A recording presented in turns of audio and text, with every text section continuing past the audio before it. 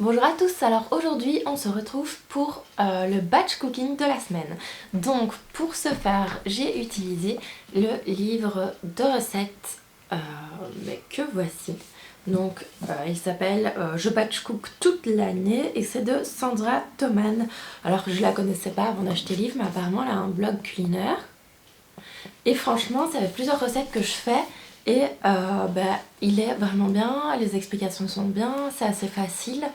Et par exemple, je sais bien que par exemple, si on veut faire une quiche, elle propose aussi d'acheter la pâte déjà toute faite parce que clairement, le but est quand même de gagner le plus de temps possible. Et c'est vrai que si on achète une pâte à tarte déjà toute faite, ça va déjà beaucoup plus vite que de devoir la faire. Parce que je sais que pour les recettes aux compagnons, pour le batch cooking, on demandait, il fallait tout faire, les petits pains, la pâte à pizza, la pâte à quiche, toutes les pâtes. Et du coup, au final, tout ça, ça prenait aussi beaucoup de temps. Donc voilà, alors... donc on va faire une semaine de recettes de saison. Donc ici on est en hiver, donc ce sera pour l'hiver et avec des ingrédients de saison.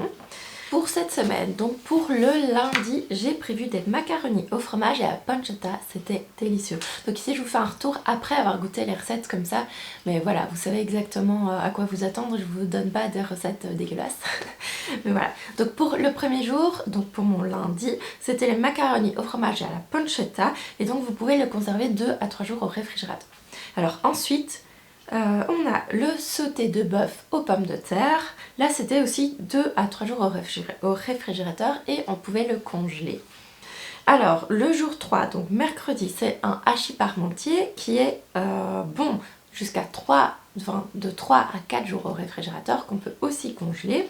Ensuite, c'était le gratin de chou-fleur au bacon, c'était délicieux aussi, 4 à 5 jours au réfrigérateur, peut-être congelé aussi.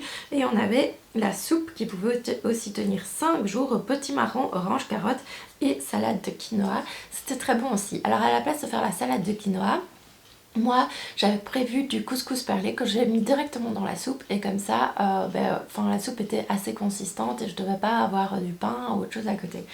Et donc voilà, alors au niveau des ingrédients, donc je vous noterai à chaque fois, donc vous avez la recette A, c'est celle du lundi, la recette B, celle du mardi, etc. Et pour tous les ingrédients, donc ils seront référencés dans la barre d'infos. Et à chaque fois je vous mettrai l'indication petit A, petit B pour que vous puissiez reconnaître quel ingrédient va dans quelle recette. Et alors aussi, je trierai aussi par donc la partie fruits et légumes, la partie viande, la partie crèmerie. Et comme ça, quand vous ferez les courses, si vous reprenez cette liste-là, ce sera par rayon et pas par recette. Et au final, c'est ce qui est le plus facile. Alors... Donc, écoutez, je vous laisse avec les préparations. J'espère que ça vous plaira. N'hésitez pas à me dire ce que vous pensez du menu que je vous propose pour cette semaine et à me dire si vous le faites, ce que vous en pensez, si vous trouvez ça bon aussi ou si vous avez des alternatives aussi pour les recettes que je fais. Et voilà, comme moi par exemple, je fais pas le quinoa, mais par contre j'ajoute du couscous perlé dans ma soupe. Et voilà, je vous souhaite à tous une excellente journée et un très bon visionnage. Alors au niveau des ingrédients, donc comme je l'ai dit, vous retrouverez tout en barre d'infos. Mais donc voilà un peu ce qu'on voit, on a des potimarrons, de la crème fraîche, du concassé de tomates, carottes, des pommes de terre grenaille, des pommes de terre normales, de l'échalote, on a la carbonate de viande, le haché, l'oignon, les olives, la feta, les lardons, la pancetta, le couscous perlé qui est délicieux, des macaronis, le chou-fleur. Alors la première étape sera d'éplucher et de découper tous les légumes. Donc on aura les pommes de terre, les carottes et le chou-fleur. Alors moi j'ai pris principalement du bio, donc du coup je ne dois pas éplucher.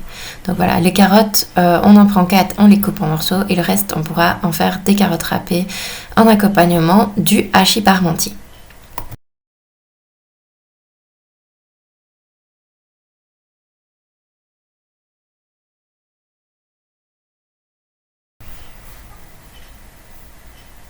Alors ensuite, on va passer à la poêle. Donc, on on fait la même chose pour d'abord les lardons. Une fois qu'ils sont prêts, on les met sur une feuille de papier essuie-tout. On fait la même chose avec la copa.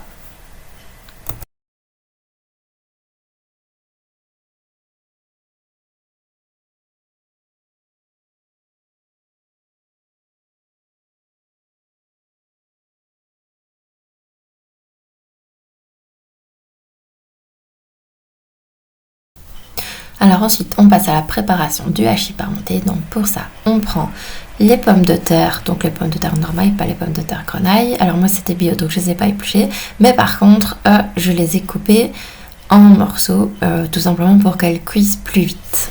Et donc ces pommes de terre, après, on en fera une purée.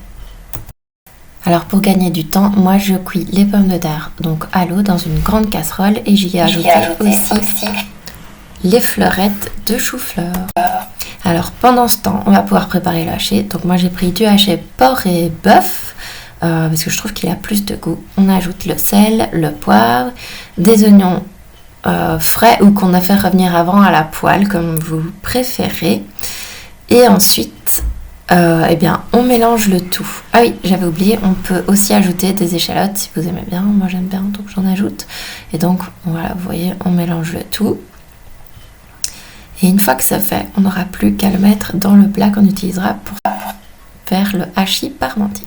Alors, au niveau de la purée, donc quand les pommes de terre sont cuites, on ajoute le beurre, de la crème fraîche. Alors ça, c'est ma recette de purée. Voilà, c'est même celle de ma maman. Alors, j'ajoute 2 œufs. Donc là, j'ai pas du tout suivi les indications du livre. Et j'ajoute aussi du fromage râpé. Alors moi, mes purées, comme vous le voyez, elles sont bien riches, mais vous n'êtes pas obligé d'ajouter tout ça. Alors ensuite, donc, on place la viande, comme je vous le disais, dans le plat qui servira pour cuire dans le four le hachis parmentier. Hop, on répartit bien la viande partout. Enfin, le mélange avec la viande hachée. Et puis, par-dessus, on ajoute la purée de pommes de terre.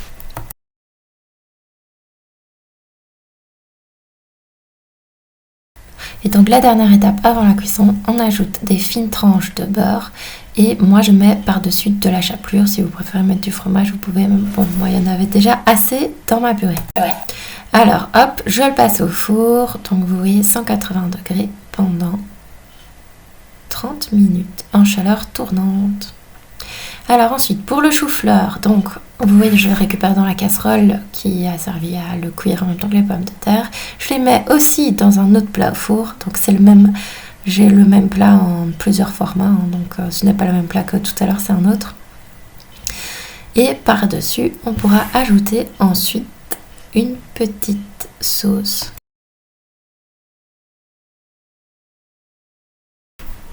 Alors la sauce pour le gratin de chou-fleur. Donc pour ça, il vous faudra du fromage blanc.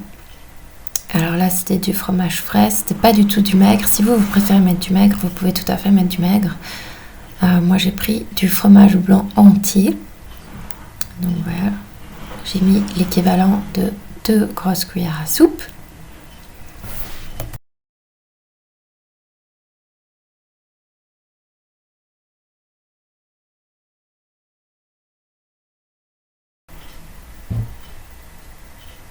Alors ensuite, j'ajoute donc ma crème fraîche. Par rapport aux proportions, moi j'en ai mis un peu plus. Donc je sais bien, voilà, j'ai arrêté. En fait, un pot complet, ça aurait été très bien, je pense. Et alors, on ajoute aussi la moutarde.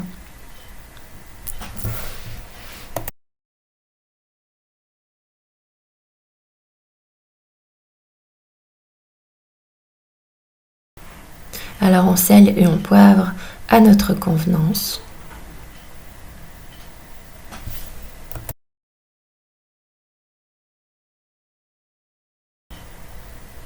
Et ensuite on mélange le tout.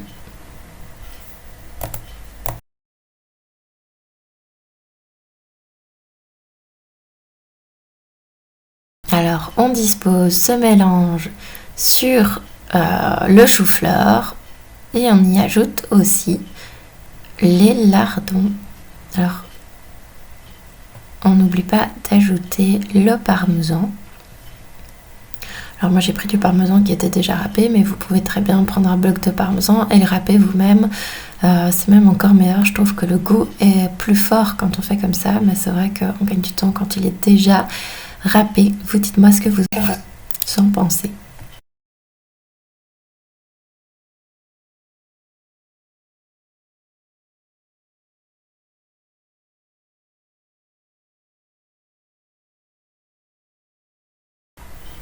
Et ensuite, c'est parti pour le four, donc toujours 180 degrés, chaleur tournante.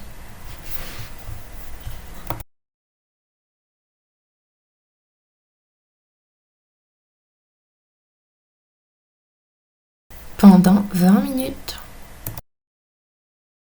On va passer à la préparation numéro 3, donc c'est le bœuf. Alors, donc vous voyez, j'ai mis de l'huile d'olive dans la casserole et je fais revenir la carbonate de bœuf dans ma casserole. Tout simplement, je vais dire dans la poêle, mais non, dans ma casserole.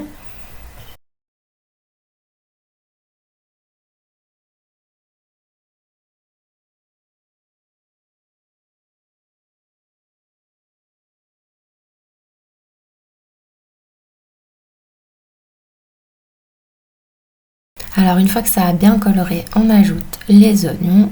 On laisse aussi un peu colorer. Donc on continue à mélanger pour que tout continue à colorer.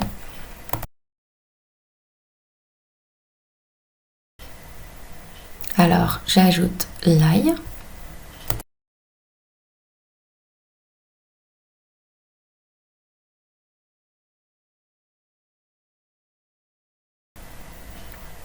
On mélange encore une fois l'ensemble. Alors pendant ce temps-là, j'ai lancé aussi la cuisson du couscous perlé. Alors, vous pouvez le faire aussi cuire à la dernière minute. Et alors donc cette viande comme ça avec l'ail, on la laisse pendant 5 minutes un peu mijoter. Ensuite, on ajoute le coulis de tomate, le paprika. Je ne sais pas pourquoi le focus ne se fait pas bien, mais c'est bien du paprika et c'est du paprika fumé même. Ça donne un peu plus de goût, je trouve. Vous dites-moi ce que vous en pensez.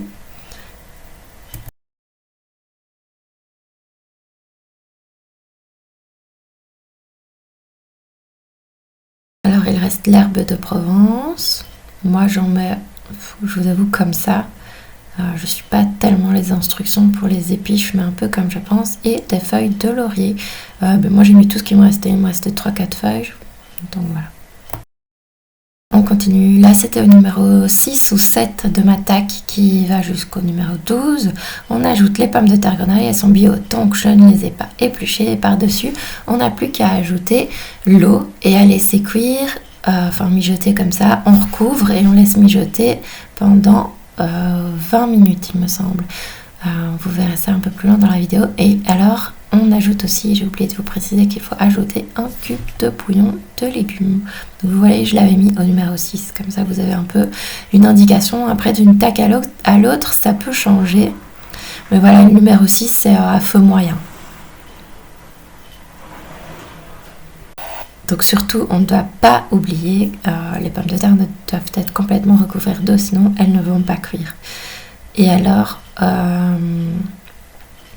moi par contre, je vous avoue que je trouvais que c'était un peu trop liquide. Moi, je pense que j'aurais ajouté plus de coulis de tomate et un peu moins d'eau quand même.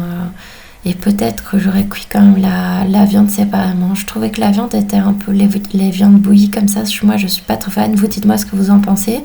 Mais voilà, je trouvais que la viande était un peu dure. Je pense que c'est parce qu'elle avait été bouillie ou parce que c'était une mauvaise viande peut-être, je ne sais pas. Mais voilà, une fois que c'est prêt, eh bien, vous n'avez plus qu'à mettre dans vos tupperwares. Une fois que ce sera bien refroidi, à les mettre au frigo.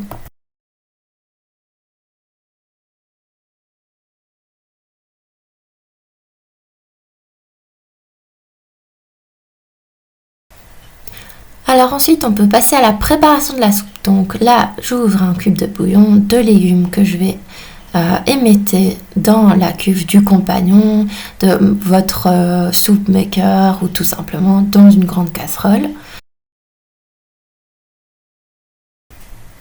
Ensuite, on peut y ajouter donc nos 4 carottes coupées en rondelles.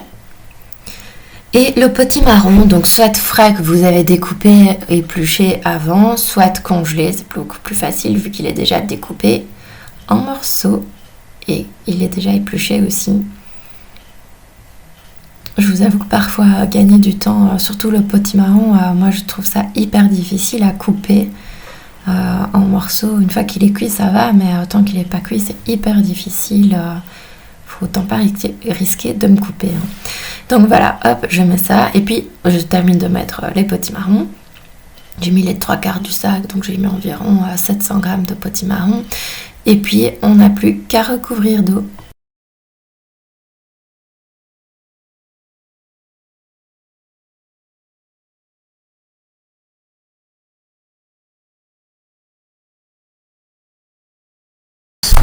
Donc si vous le faites dans une casserole, c'est juste, vous voyez, elle tend, donc pendant 40 minutes, vous laissez cuire à un thermostat assez élevé pour que la soupe bout tout le long. Alors, on passe à la recette suivante. Donc on a la dernière recette, donc ce sera les macaronis à la courge. Donc on met le reste de la courge, donc il restait environ 400-450 grammes. Même peut-être un peu moins, 300 grammes. Voilà, moi je trouve que j'aurais pu mettre un peu plus de courge, hein, donc n'hésitez pas si vous en avez assez à mettre un peu plus, à mettre plutôt 400-500 grammes, je pense que ça aurait été mieux. Alors, donc voilà, je la réduis en purée. Donc d'abord je l'ai cuit à la casserole dans de l'eau normalement, et puis je l'ai réduit en purée. J'ajoute le fromage râpé, alors là c'est du spaghetti mix, donc c'est un mélange de fromage râpé. Moi, pour tout ce qui est fromage, je ne respecte pas vraiment les indications des recettes. Hein. Je mets toujours par rapport à ce que j'aime. Et étant donné que j'adore le fromage, j'en mets toujours beaucoup. On ajoute la crème fraîche. Donc vous mettez un pot complet de crème fraîche. Ici, c'est parce que, même plus, hein, 1,5 pot j'ai mis de crème fraîche. Donc ici je fais une voix off en fait, donc c'est pour ça que je ne me souvenais plus exactement de la quantité que j'avais mis. Donc je mets du poivre, du sel, comme d'habitude, selon ce que vous préférez au niveau des quantités. Et puis il ne reste plus qu'à mélanger le tout. Alors vous pouvez y ajouter juste après la copa et un oignon que vous aurez fait préalablement suer, même coloré. Voilà. Alors vous voyez, moi il a été légèrement je l'ai légèrement fait suer, mais je trouve que s'il avait été un peu plus coloré, ça aurait été mieux. Voilà, on mélange le tout et moi je vous conseille de faire le mélange séparément. Donc juste avant de manger, vous mélangez vos pâtes avec cette sauce. Sinon si vous mélangez tout de suite, ce sera trop sec. Alors voilà, et bien toutes les explications pour ce batch cooking sont terminées. J'espère que ça vous aura plu. N'hésitez pas à acheter ce livre si vous voulez avoir plus de détails. Je sais bien que parfois par écrit c'est quand même plus facile que par juste en regardant une vidéo. Mais voilà, j'espère en tout cas que ça vous plaira. Je vous souhaite à tous une excellente journée et je vous dis à très bientôt.